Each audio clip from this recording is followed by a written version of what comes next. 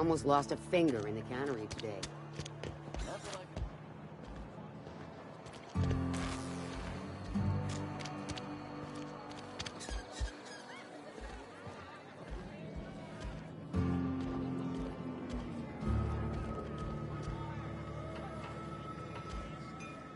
We'll get you mostly drunk at half the price. Spacer's choice.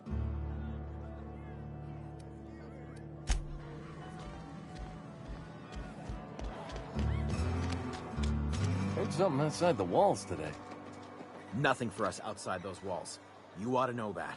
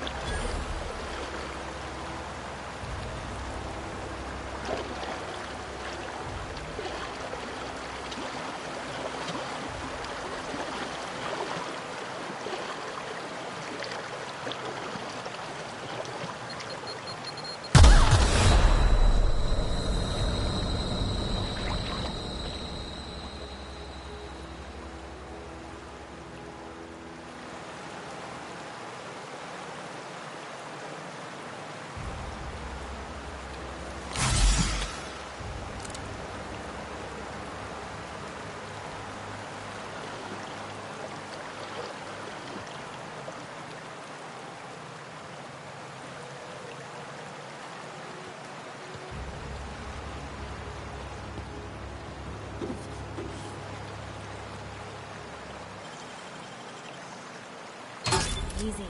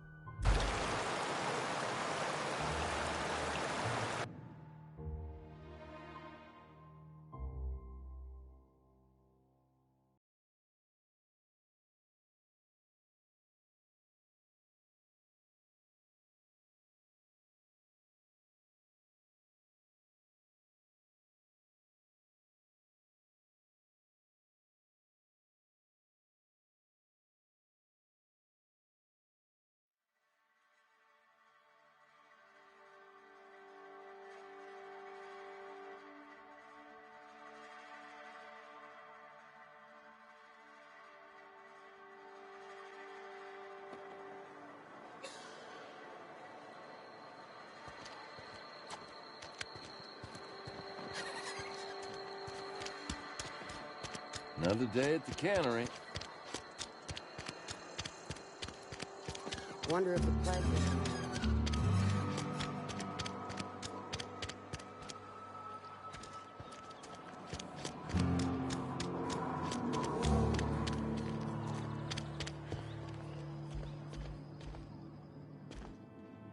Our place in the universe is fixed. Any progress on that matter we discussed? Wonderful. This is fantastic. Well worth all the sacrifices I... Wait. What the fuck is this? Is this... French? I can't fucking read French. It's a law-forsaken joke is what it is. French! Ha! I was so high and mighty, preaching to the yokels about following the plan, while fighting it at every turn.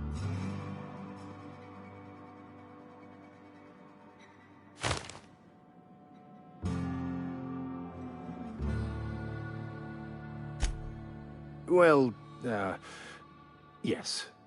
But I assure you, it was not for personal gain, only for the greater good. I've spent my life searching for the keys to unlocking the secrets of the universal equation that underlies the plan. I had hoped this book held some of those answers. I became so desperate, I even got myself assigned to this plague-ridden backwater to find the damn thing. All the time and suffering I've spent. Wasted.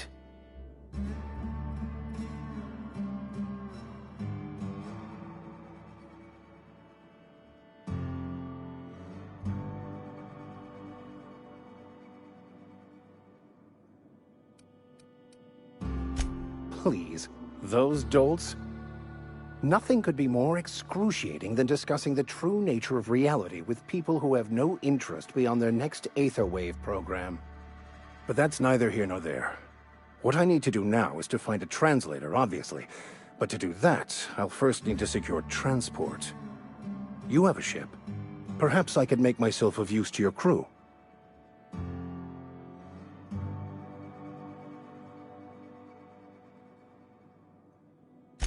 Certainly. I already gave you most of my money, but I can offer you free spiritual counseling, and I'd be happy to watch your back. I'm pretty handy with a tossball stick, or any blunt instrument, really. I'm also a passable gun hand if it comes to that. I can usually talk my way out of conflict, though. Oh, I'm fairly competent at hacking computers as well.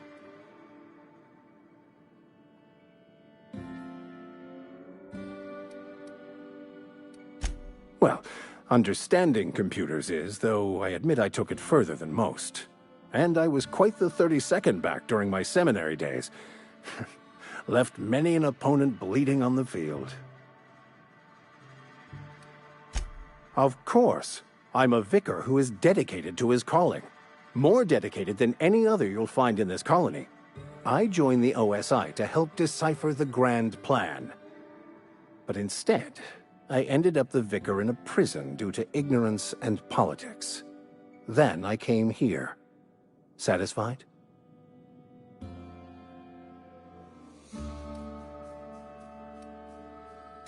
Most laypeople are not aware of this, but we've not discovered any new insights into the plan for a long, long time. I had an idea that we should welcome the truth, no matter where we found it. I had the worse idea to share my thoughts with a superior. And that's the long and short of it.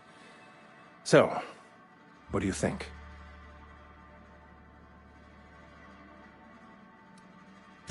It's the journal of one of the originators of the Philosopher's School of Thought, though it would be more than a century before it was perverted into that belief system.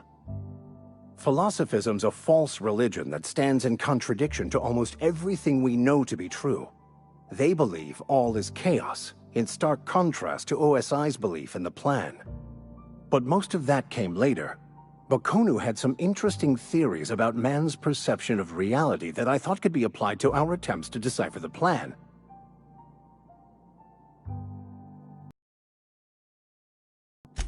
Fantastic. Let me get my things in order and I'll catch up with you. Edgewater's gonna miss you. Folk here always had good things to say about their vicar. Thank you, Ms. Holcomb. I'll be glad for the change of scenery, and to leave this place behind. I shall see you on the ship, Captain, whenever you're ready to leave Emerald Vale. I'll meet you on the ship when you're ready to depart from Emerald Vale.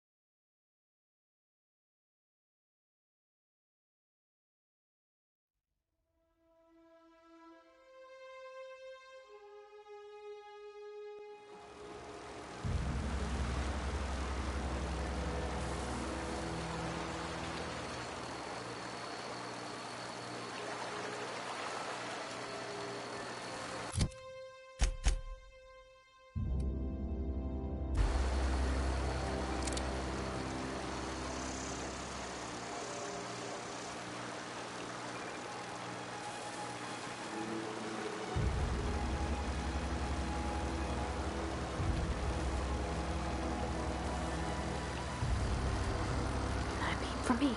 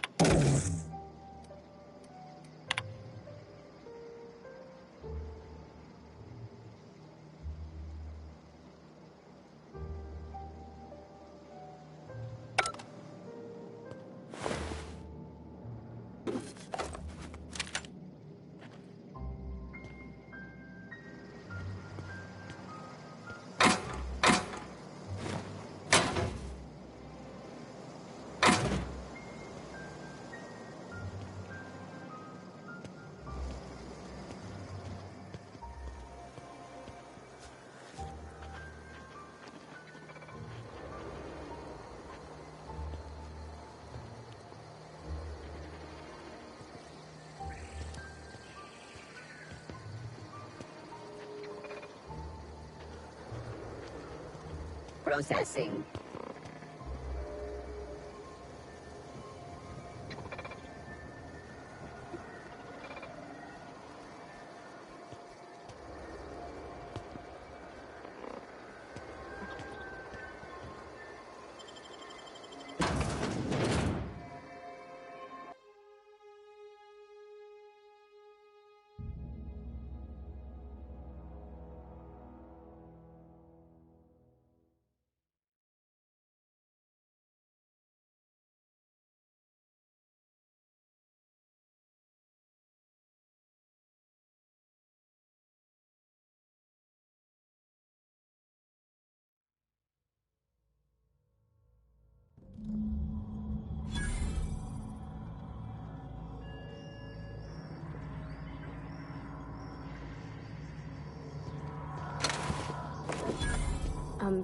Mr. Thompson said to talk with Miss McDevitt before doing anything here?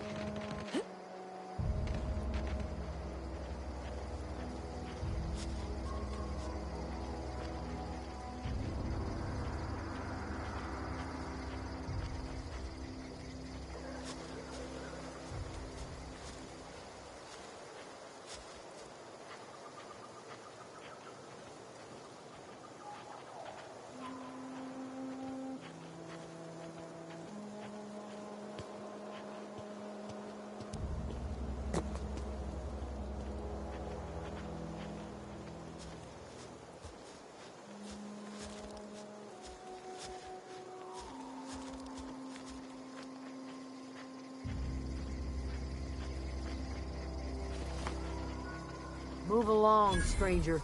We don't want any trouble. I don't know you. Whatever you're looking for, it ain't here. Move along. Answers, huh? You must be one of those philosophicals. Already got ourselves one of those. Yeah, that's us. And you can tell Thompson we're doing just fine by ourselves. If you're gonna start wandering around my camp, know that I got my sights on you. Over in the hothouse, tending crop. Enough with the questions. No offense, but I've got a lot on my mind.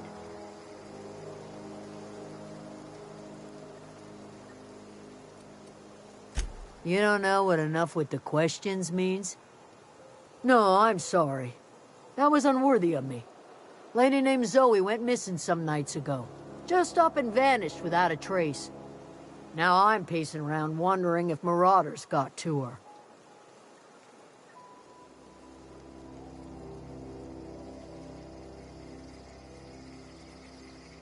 It's not like Zoe to go wandering.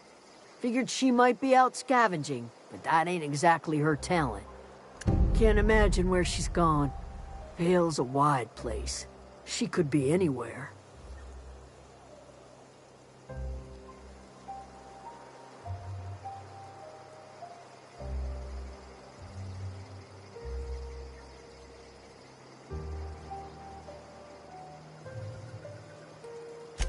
Appreciate it. Honest. I'll tell you what I can. Vex me. If she told anybody, they ain't telling me.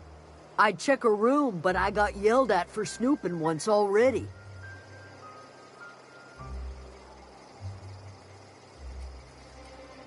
Well, enough to know we never got on. Zoe and Stefan were close. If anybody knows the workings of her mind, he does.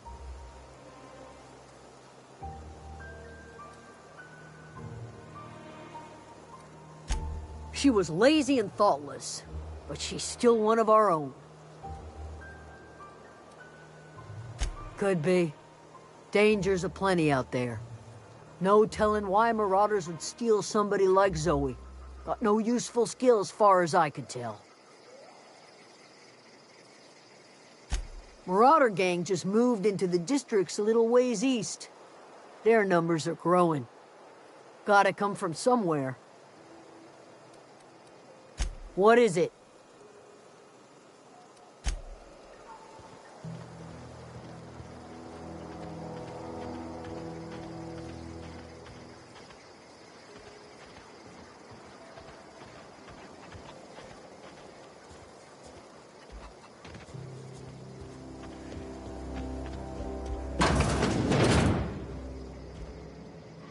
Keep your wits about you, friend.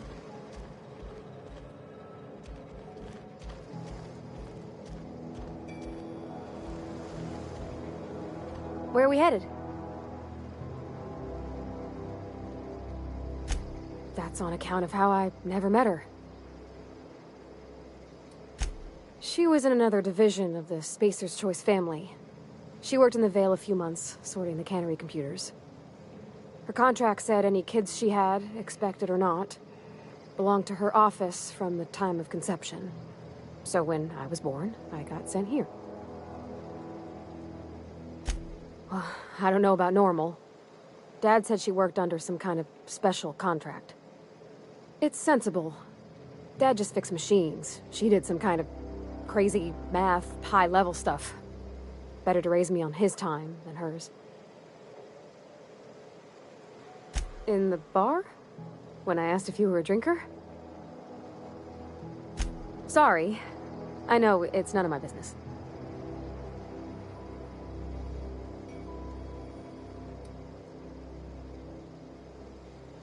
Strong drink makes me sick. And it makes me real sad. I start thinking about things I oughtn't, and then... Well, never mind that. You got better things to think on. Sorry.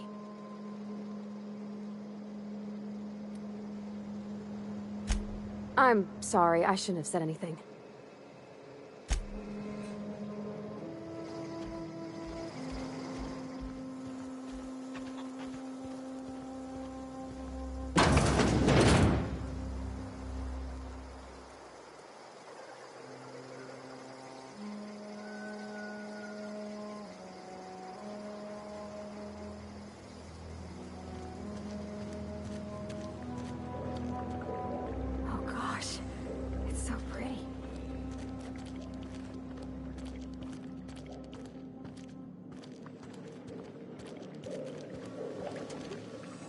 If you're hungry, there's meat turning on the spit outside. If you're bearing illness, find a place to lay your head down and I'll fetch you a poultice. Whatever your troubles with Edgewater, leave them at the gates and be welcomed here. Any questions, dear?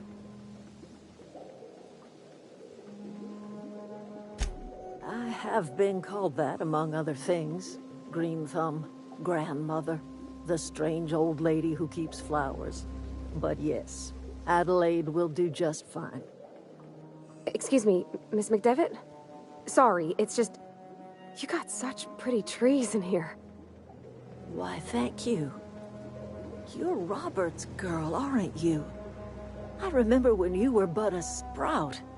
Thomas speaks of you often. Are you staying long?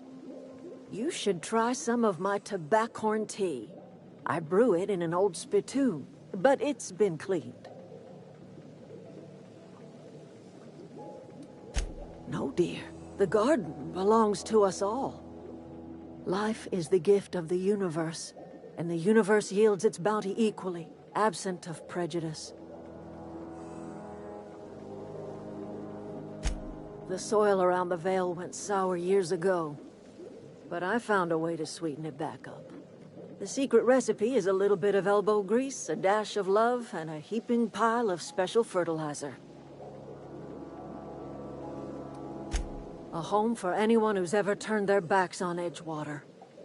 A home for those of us with nowhere left to go and nothing to lose. So, like the spores of the puffball, cast on the wind and alighting on fresh soil, we put down new roots.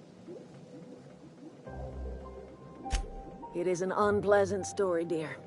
But the short of it is that sometimes one wakes up and realizes the place that was once her home for much of her life has changed. The home in which we spent our lives has left us behind, and so we must move on. And that is as much as I will say on the subject. Reed Thompson? You here on behalf of that cold-eyed reptile? Let's hear it. What's Reed's idea of peace, then?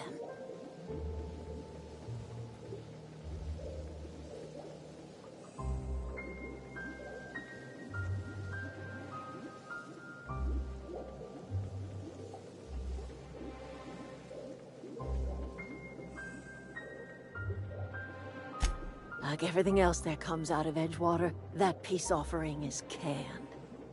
I and my own are living just fine out here by ourselves.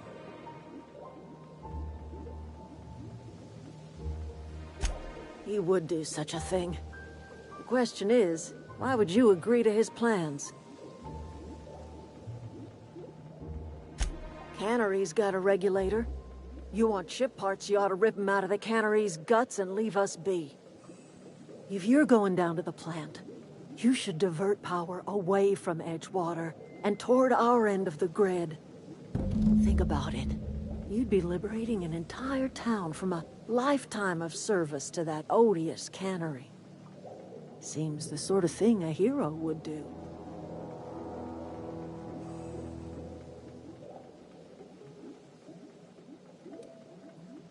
You've seen that miserable excuse for a town with your own lamps. Hollowed-out workers laboring their lives away at the cannery, living off whatever scraps Spacer's choice throws them. You know that's true, don't you, Ms. Holcomb? Your father died of overwork. His heart gave out. He was tired all the time, sure, but he was old, ma'am, and he raised me all by his lonesome. Look what they did to this child. Lost her family to the company, and still she defends them.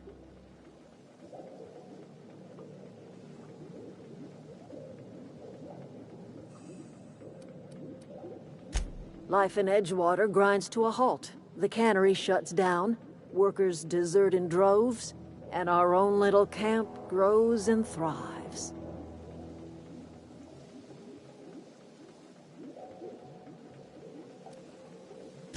You bring power to Reed's town and you'll be killing us. Reed knows it. He's counting on it. I trust you will listen to your conscience.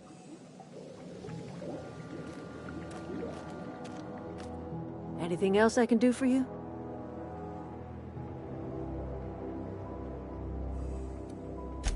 I am getting old, you know. These two lamps of mine are not as bright as they once were.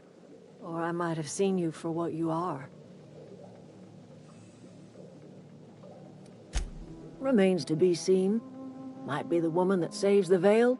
Might be Reed's personal gun hand. People around here lack the strength to effect change. Or they have the strength, but not the will. You seem to have both. A little prattling never hurt anyone, dear. You might even catch a little sense, if you listen close enough. I can't stop you from conducting your business down at the plant. I just want you to know that if you take our power away, you will have brought an end to our way of life.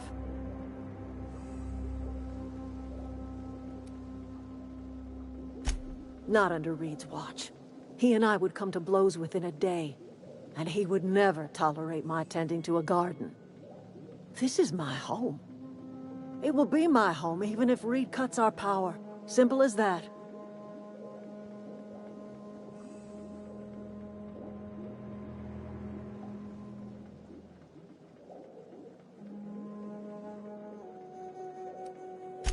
That's because Reed was my boss.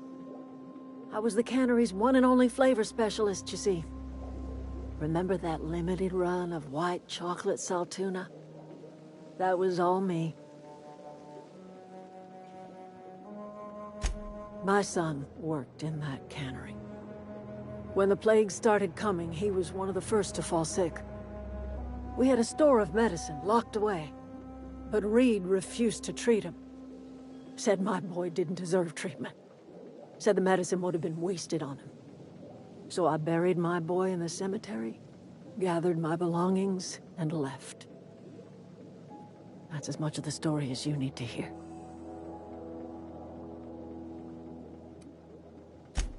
A fish rots from the head down. I do not blame the town. I blame the leader. I'm listening. That's not strange at all, dear. Few of us truly know where we are. The world can seem like a forest without end, and it is all too easy to lose one's way. But we must remember that being lost is the first step in discovering yourself.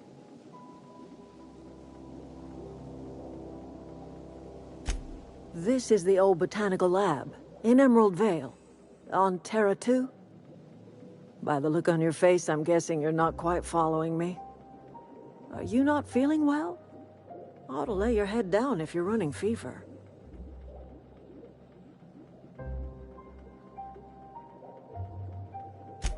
Are you talking about an escape pod of some sort? Where did you say you were from?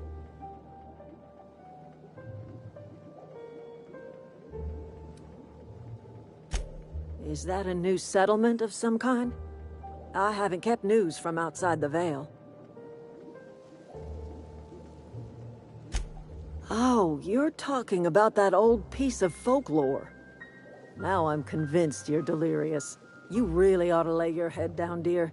Babbling only agitates the humors. You ought to try some of my purgative tea. Won't cure what ails you, but it will distract you for a spell. Maybe I do. I don't know yet. Growing up, I heard my folks talking about the Hope.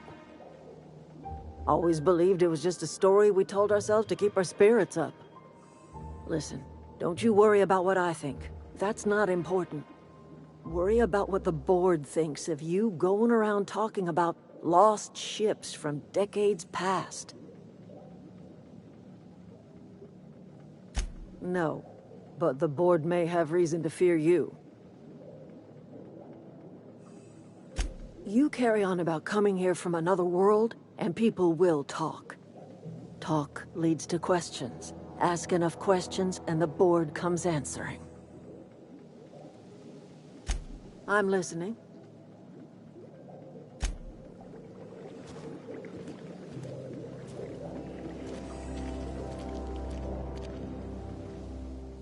Something you need?